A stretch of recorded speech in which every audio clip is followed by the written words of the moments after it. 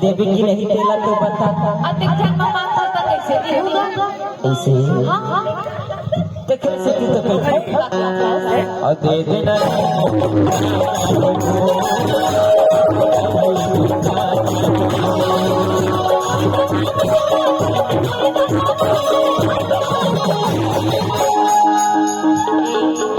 अरे काय की अभी तो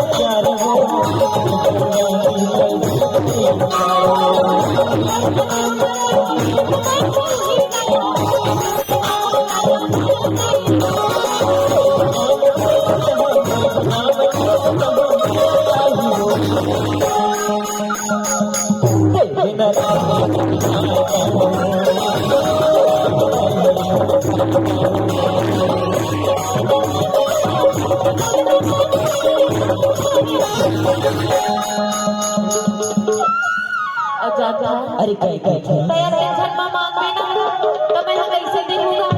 अकेले मत दे तभी तो कहता हूँ अरे काय काय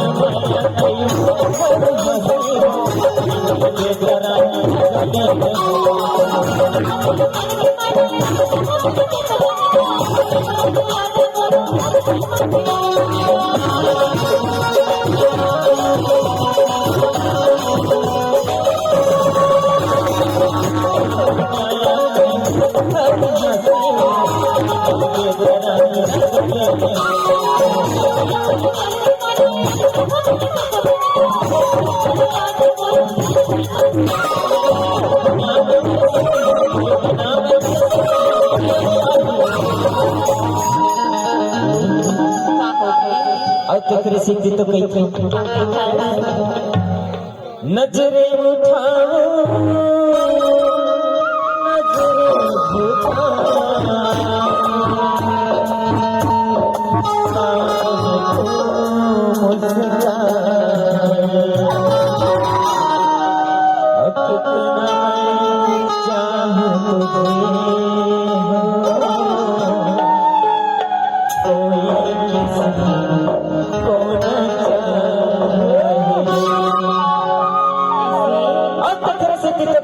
दे देना रानी